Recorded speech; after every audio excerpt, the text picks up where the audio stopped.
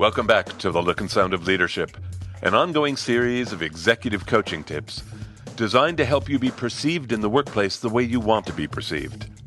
I'm Tom Henschel, your executive coach, and today we're talking about how to disarm a trigger. Meg liked having things in order. As she saw it, order happened when people, including herself, followed rules. Living by rules gave Meg fierce certainty. Meg was given a coach because people were often upset with her. I asked her what she knew about people being upset with her. She said, "My standards are naturally high. I'm not unreasonable, but I know what good work looks like, and I'm not going to accept anything less." "And that upsets people?" I asked. "I guess so. I guess people don't like being told they've missed the mark, but I'm sorry, that's my job." I said, "Suppose I was the one who missed the mark. What would I hear from you?" She gave a laugh. "Well, you'd hear something different today than a year ago. This woman from HR told me I should start with questions. So now, before I tell them what needs fixing, I do a little investigating." "Investigating?" I asked. "What are you investigating?" "What went wrong," she said. "Or at least their version of what went wrong. But usually it's pretty clear that whatever happened, they should have known better. These are not junior people." I asked, "Has it made a difference? Starting with questions, are people less upset with you?" "To be honest, Tom, no, I don't think it's made much of a difference at all. People are still upset with me." "That's interesting," I said. "So can I go back to that question I asked? Suppose I was the guy who missed the mark. You start by asking questions. After that, what would I hear from you?" She said, probably something like, "What you brought me doesn't match the requirements. Go back and make sure you meet all the requirements." There's not much else to say. I asked, "And this exchange is upsetting people?" "I think so, yeah," she answered. I paused, considering, and then asked, "Would you agree something's missing?"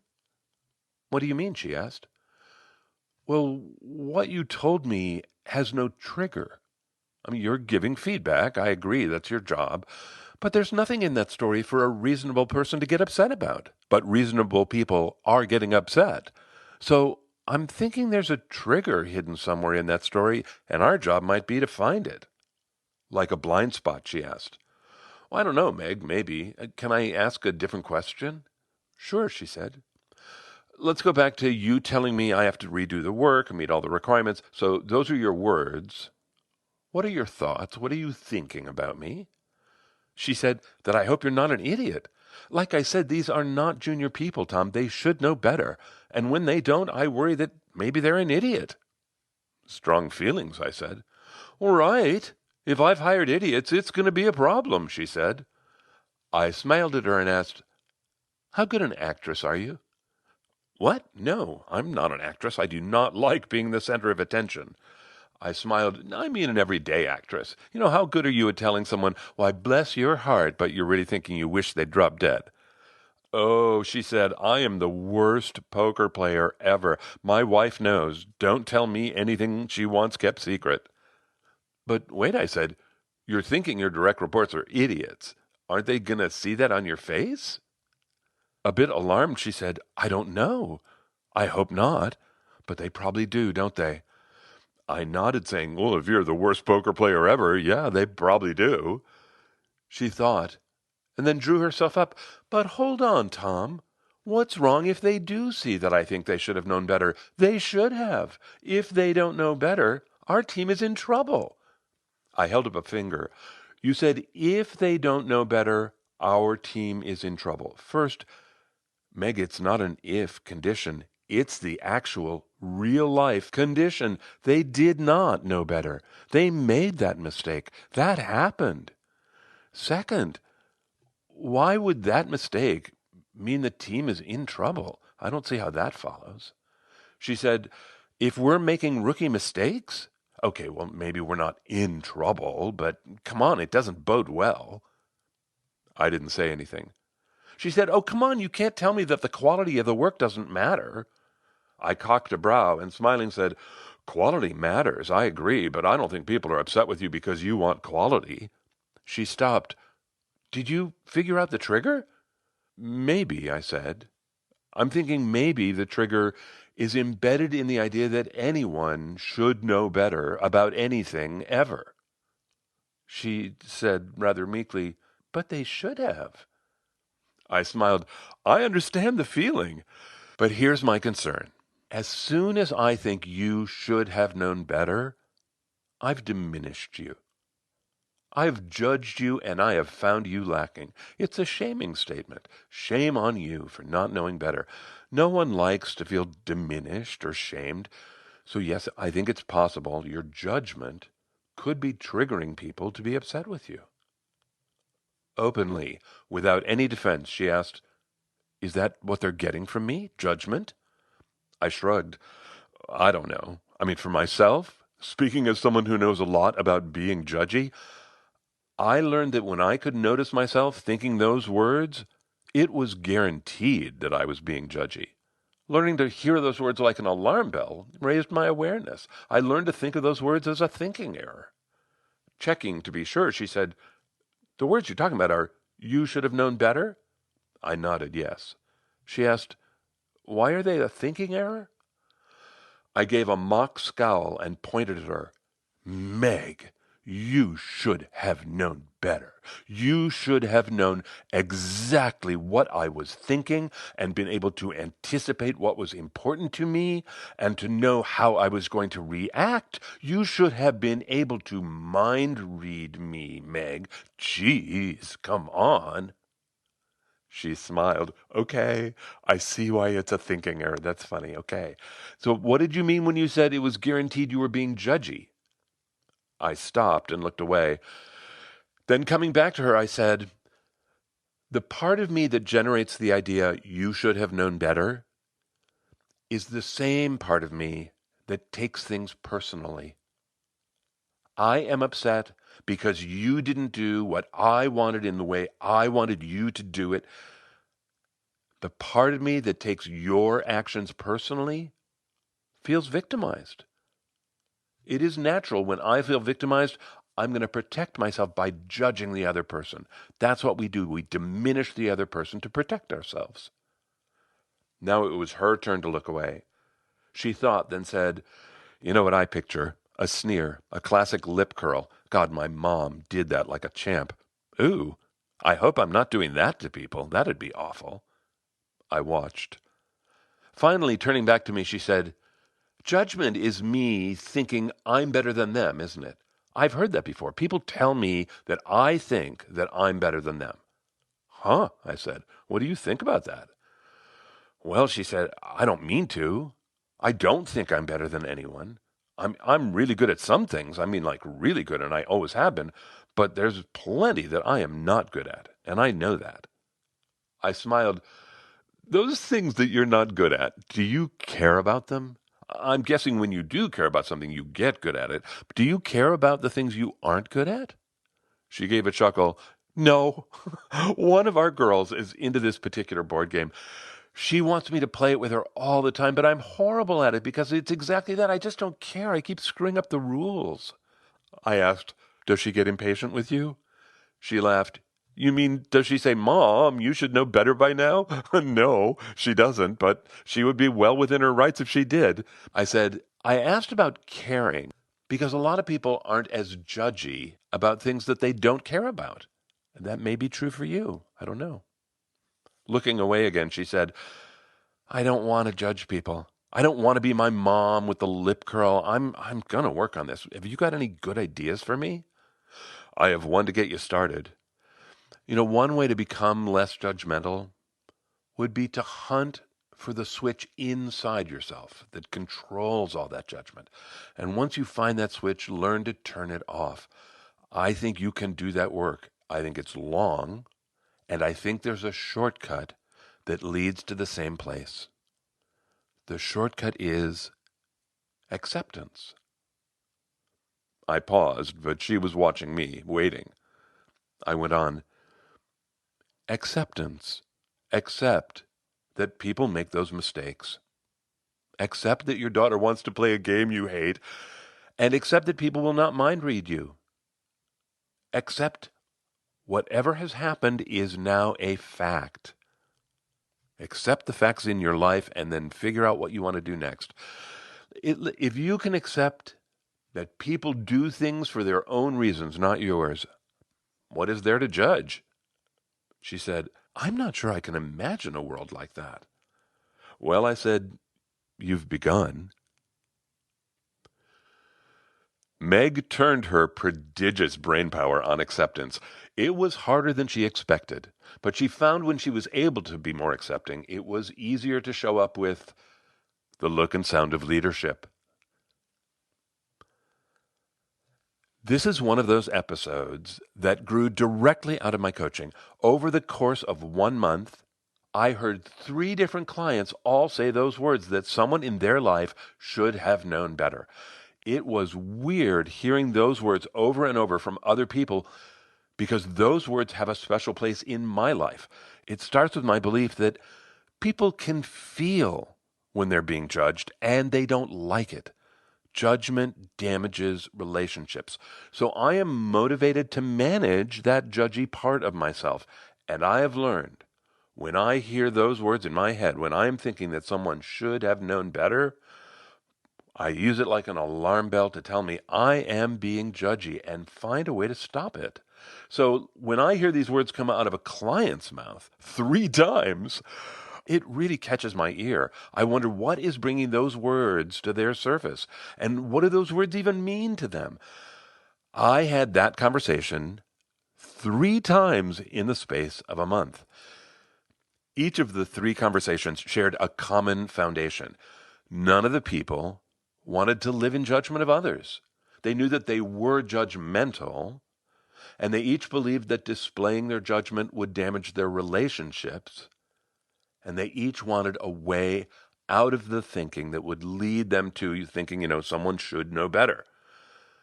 That was the starting point that they all shared. But then they all went in different directions, and each of them came up with their own way of managing the part of themselves that thinks someone should know better, the judgmental part of themselves. So I heard them as 3 tools. I want to share the tools with you. First, there was Kellyanne. Kellyanne was worried about micro expressions. Now, I love talking about micro expressions, so, whoa, she and I just jumped into a rabbit hole. It was great. But here's what the conversation came down to. Kellyanne worried that no matter how much she tried to cover it, people would read her judgment in her micro expressions. For the sake of clarity, micro-expressions are expressions of feeling that flash across your face involuntarily, and they do not last long. Micro-expressions have been clocked at 1/20th of a second. It's faster than a blink. But science shows we see these micro-expressions in each other. They influence us. And since it can be an influence tool, Kellyanne wondered, was it even possible to gain control over micro expressions? I said, I thought you could. And then she said she hoped so. She told me she has a brother who's an addict. And when she's around him, she feels it is important to hide her feelings, especially her judgment. Kellyanne's tool for becoming less judgmental was literally manage her face. She wasn't changing her feelings, just how she displayed them. That was her solution when she heard herself say someone in her life should know better. Okay, the second client who used those words, this was Paul. Paul's tool was to start with questions. In the episode, Meg talks about doing this for about a year and then saying, it didn't make much difference and people were still upset with her. But do you remember how she talked about asking questions? She called it an investigation, right? She was digging for what needed fixing. Well, that was not Paul's way of asking questions.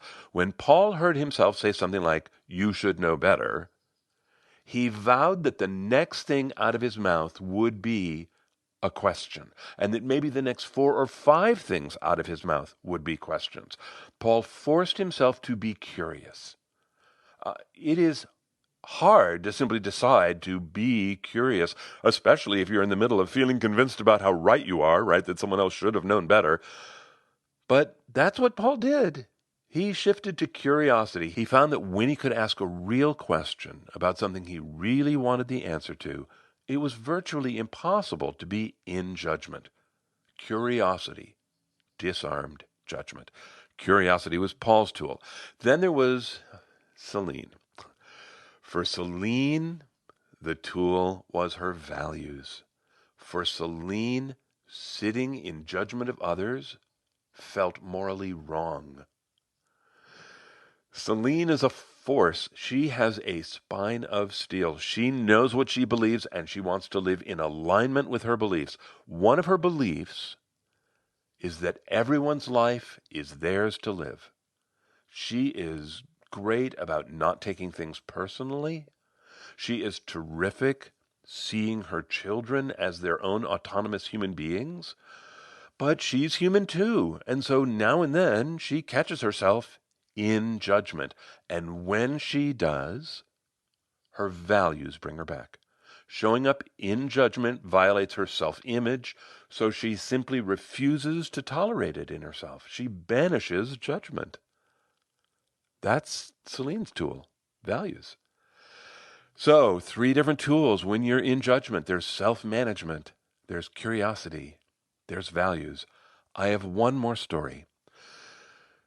Do you remember toward the end of the episode, Meg asked for a tool, and I said, acceptance. Hey, you should accept this and accept that, and then boom, Meg's story is over.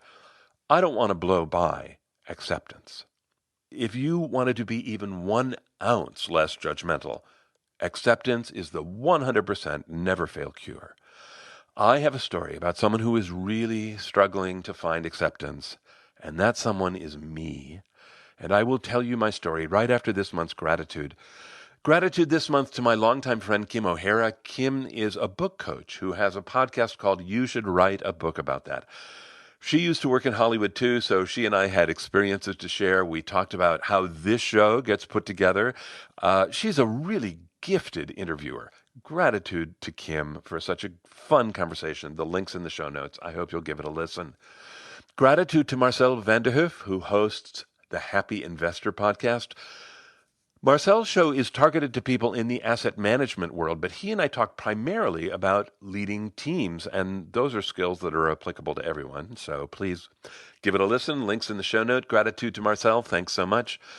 Gratitude to old clients. This year, I have heard from clients who go back 8 years, 10 years, 12 years. It has been such a delight. I don't know why it's happening right now, but I am so grateful.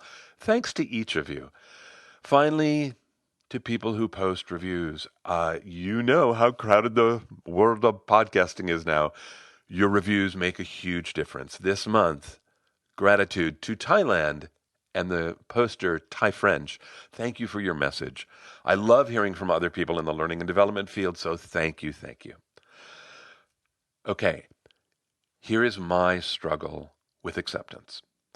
I have a friend. This is one of the longest relationships I have on this planet. I love this guy like a brother. He has grown children, he has many grandchildren, and he has made a series of choices that have totally alienated him from almost everyone in his family. The way I see it, choices he has made have resulted in the loss of his family. And I do not think it had to go down that way, but he insists he's right, and he refuses to repair anything. Now, can you hear my judgment? I can. I listen to him tell his story, and I judge him harshly. Why? Because I cannot accept what he's doing. Why? Because if it were me, do you hear that?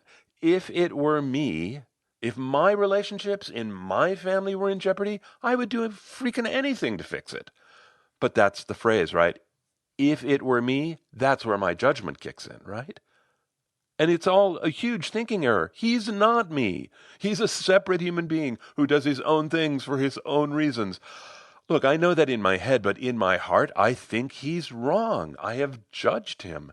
It is hard for me to accept that any healthy human being would choose to cut himself off from his family. It's sad. I do not want to be one more person in this guy's life that he can't talk to. But my judgment, my lack of acceptance may result in the end of our friendship, and that will be a very sad thing. I tell this story to say that acceptance can be hard, and it is an important mindset to nurture. It is, as I said, the 100% never fail antidote to judgment, and judgment damages relationships. If this sparks you at all, I would encourage you to engage with some sort of mindfulness practice. Here's the connection between mindfulness and being judgy. One purpose of any mindfulness practice is self-acceptance. When you practice mindfulness, you have to accept how bad you are at it. And you will be, because everyone is bad at mindfulness. Mindfulness is not something you achieve. It's just something you practice. No one ever crosses any finish line in mindfulness.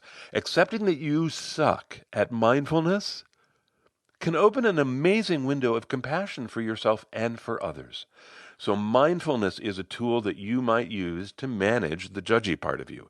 There's lots of mindfulness resources out there for you. 2 of them are episodes of this show. I've done 2 episodes on mindfulness. The links are in the show notes.